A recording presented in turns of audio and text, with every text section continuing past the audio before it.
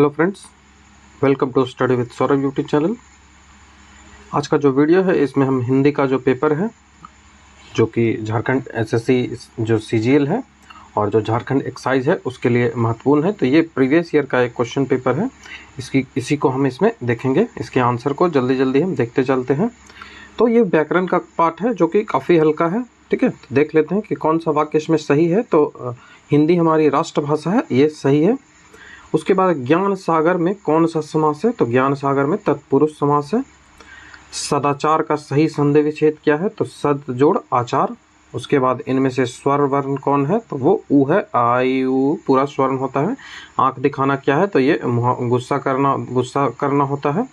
दिल्ली दूर है, इसका अर्थ होता है कि कठिनाई अभी बाकी है, ठीक है।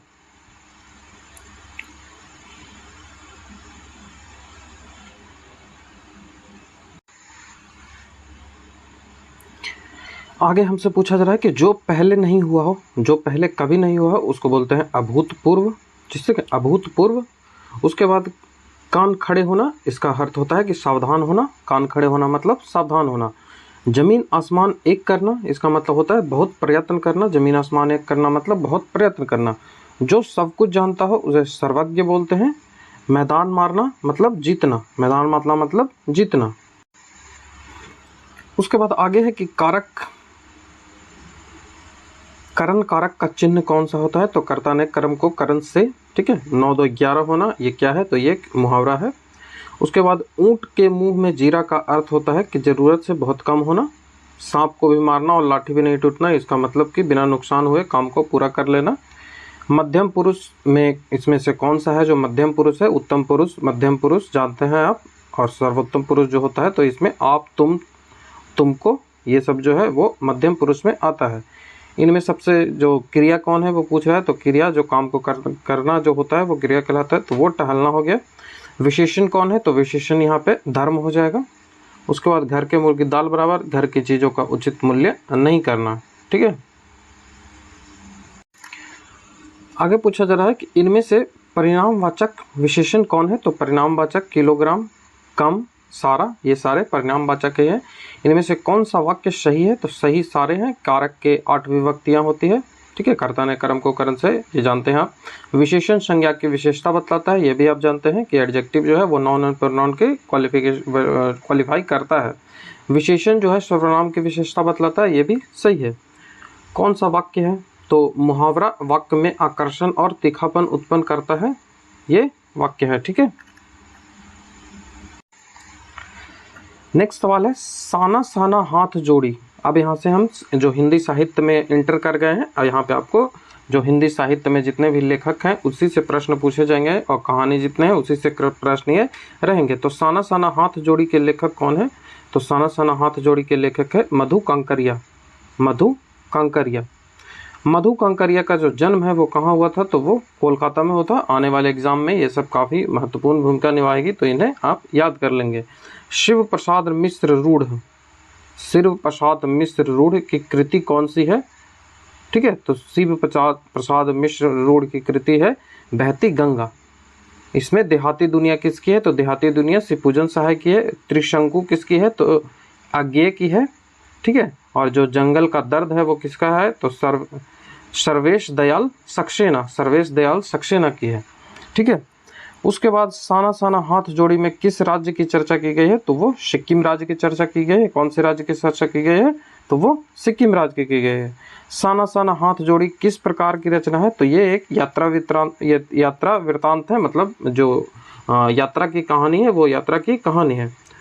टुन्नू कहाँ मारा गया था? टुन्नू कहाँ मारा गया था? तो वो टाउन हॉल में मारा गया था, जो कि एक देशभक्त था, ठीक है। ये कहानी है, उसी से ये जो है वो क्वेश्चन पूछा गया है।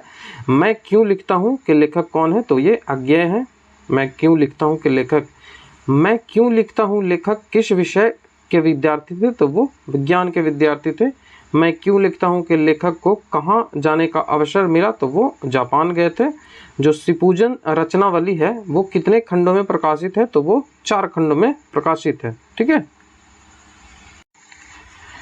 ये जो सारी चीज़ें आपको लग रही होगी कि कहाँ से पूछा जाए, तो ये सारी चीज़ें 10वें की जो किताब होती है उससे ही पूछा रहा है। तो साना साना हाथ जोड़ी की रचना जो किस पुस्तक में संकलित है, तो कृतिका भाग 2, ये 10वां की किताब है, 10वीं क्लास की।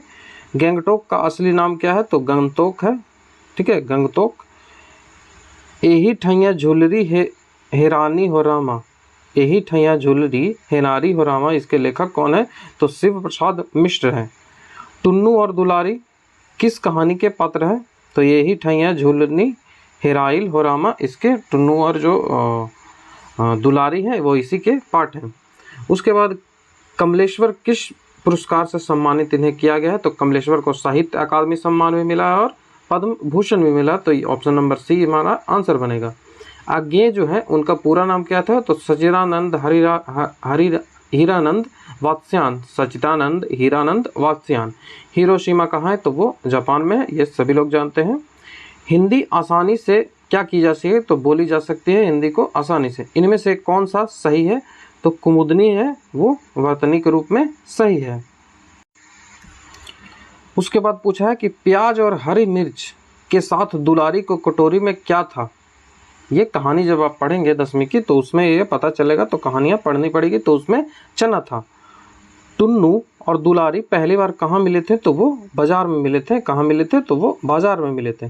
टुन्नू कैसा व्यक्ति था, तो वो देशभक्त था, ठीक है।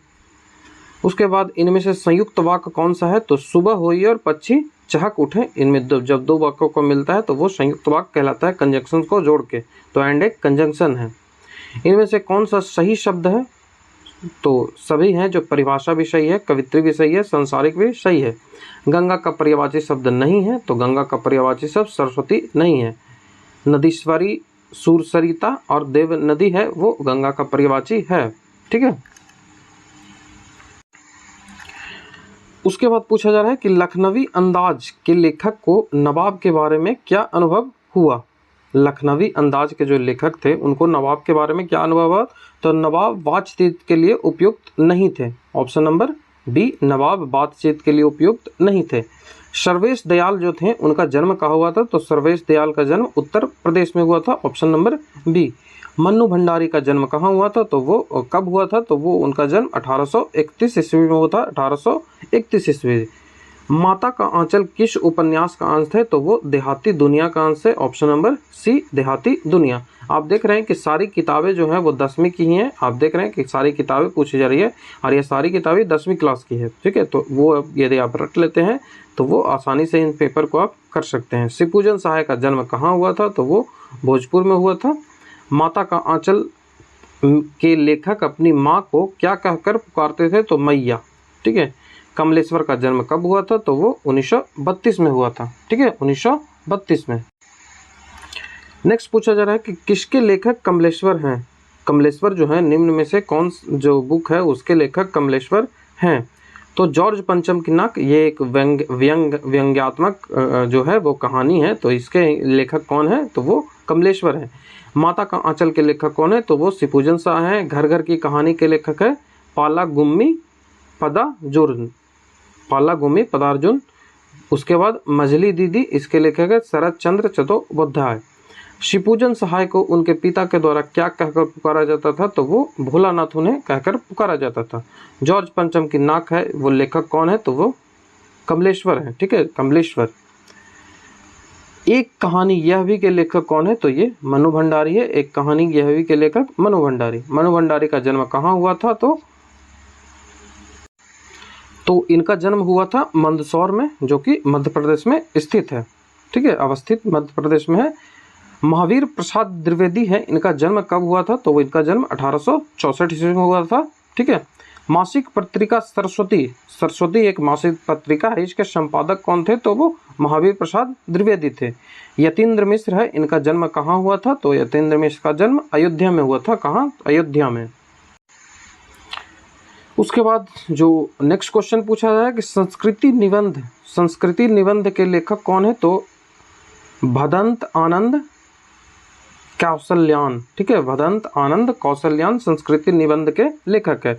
नौबत खाने में इबादत से लेकर नौबत खाने में इबादत के लेखक कौन है, तो यतीन्द्र मिश्र। कौन है, यतीन्द्र मिश्र। कृतिका भाग 2 में कितनी रचनाएं संकलित है? कृतिका भाग 2 है वो उसमें कितनी रचनाएं संकलित है?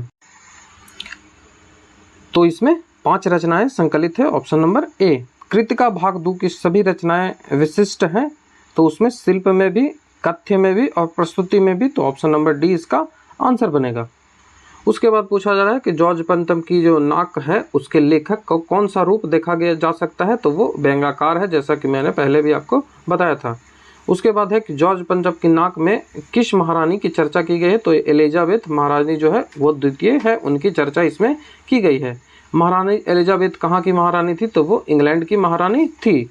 महारानी एलिजाबेथ के सूट का जो रेशमी कपड़ा था वो कहाँ से मंगाया जाता था? तो वो इंडिया से मंगाया जाता था, तो हिंदुस्तान। उसके बाद जो क्वेश्चन है कि जॉर्ज पंचम की जो मूर्ति थी उनमें क्या कमी थी, उसमें कौन सी चीज़ नहीं थी? तो कहानी है कि जॉर्ज पंचम की नाक, तो नाक उसमें नहीं थी। माता का आंचल के लेखक कौन है? तो वो शिवपूजन शाह है, मैंने पहले भी इसको बता दिया है। सूरदास हैं, उनका जन्म कब हुआ था? तो वो 1478 ईस्वी में उनका जन्म हुआ था। नागार्जुन को किस भाषा में कविता के लिए साहित्य अकादमी पुरस्कार प्रदान किया गया था? तो नागार्जुन जो मैथिली में लिखते हैं, ठीक है। नेक्स्ट क्वेश्चन है कि कृष्ण ने मथुरा जाने के बाद गोपियों के पास किसके जरिए संदेश भेजा था? तो उद्धव के जरिए भेजा था। किसके जरिए? उद्धव के जरिए। तुलसीदास का जन्म कई बार जीके सेक्शन में ये भी पूछा जाता है, तो 1532 ईस्वी में तुलसीदास का जन्म हुआ था। तुलसीदास ने रामचरितमानस जो है वो किस भाषा में लिखा है? तो वो अवधी भाषा में लिखा है। ये आप याद रखें कि संस्कृत में नहीं लिखा है, कन्फ्यूजन आपको हो सकता है। देवदत्त द्विवेदी है, इनका जन्म कहाँ हुआ था? तो इटावा। देवदत्त द्विवेदी का जन्म इटावा में हुआ था। गिरिजा कुमार माथुर है, इनका जन्म कब हुआ था? तो ये 1918 ईस्वी में इनका जन्म हुआ था। छाया मत छूना किसकी कविता है? तो ये गिरिजा कुमार माथुर की कविता है। कन्यादान के कवि कौन है? कन्यादान के जो कवि है वो ऋतुराज है। कौन है? ऋतुराज।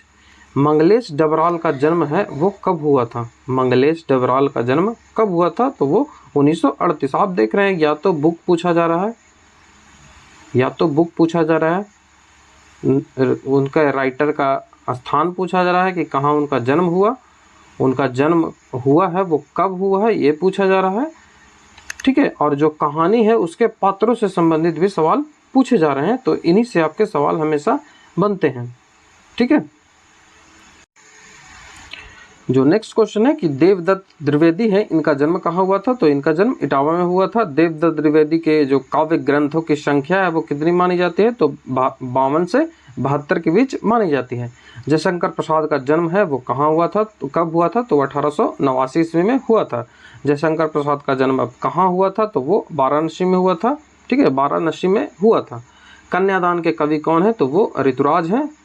मंगलेश डबराल का जन्म कब हुआ था? तो वो 1948 में हुआ था।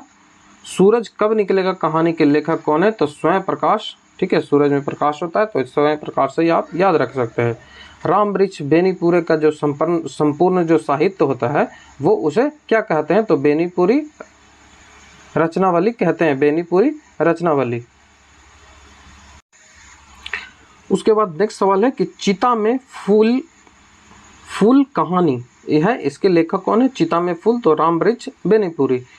झूठा सच उपन्यास के लेखक कौन है? तो वो यशपाल है। राम वृक्ष बेनीपुरी की जो रचनाएं हैं वो कितने वर्ष की अवस्था में पत्र पत्रिका में छपने लगी थी? तो वो 15 वर्ष की अवस्था में ही छपने लगी थी। जयशंकर प्रसाद है, इनका जन्म कहाँ हुआ था? तो वो वाराणसी में हुआ था। सूर्यकांत त्रिपाठी निराला का जन्म कब हुआ था? तो वो 1899 हुआ था, ठीक है। महिषादल रियासत मेदिनीपुर में हुआ था, जो कि पश्चिम बंगाल में अवस्थित है, ठीक है। तो सूर्य त्रिपाठी निराला का जन्म यहाँ हुआ था। क्षितिज जो भाग 2 है इनमें कितनी रचनाओं को संकलित किया गया है? तो वो 17 रचनाएं इसमें संकलित है। क्षितिज भाग 2 में संकलित है तो इसमें संस्मरण भी है, कहानी भी है, कविता भी है, तो ऑप्शन नंबर डी इसका आंसर बनेगा। उसके बाद आपका है कि विनय पत्रिका, यह जीके में भी सवाल आता है। विनय पत्रिका तुलसीदास के द्वारा लिखी गई है। नागार्जुन का जन्म है वो कहाँ हुआ था? तो वो दरभंगा में हुआ था। और इसका जो इन्हें वैद्यनाथ मिश्र इनका नाम था और इन्हें मैथिली में यात्री बोलते हैं, ठीक है। यशपाल का जन्म कहाँ हुआ था? तो वो फिरोजपुर में हुआ था, जो कि पंजाब में अवस्थित है। उसके बाद है बालगोबिन भगत। बालगोबिन भगत के लेखक है वो कौन है? तो वो रामवृक्ष बेनीपुरी हैं। ठीक है, तो ये पूरा पेपर जो 100 प्रश्न हिंदी के थे उनको हमने देख लिया। आशा करता हूँ आपको एक आइडिया लग गया होगा कि किस टाइप के प्रश्न आने वाले एग्जाम है झारखंड के, उसमें ये पूछे जाएंगे। ठीक है, तो वीडियो देखने के लिए थैंक यू।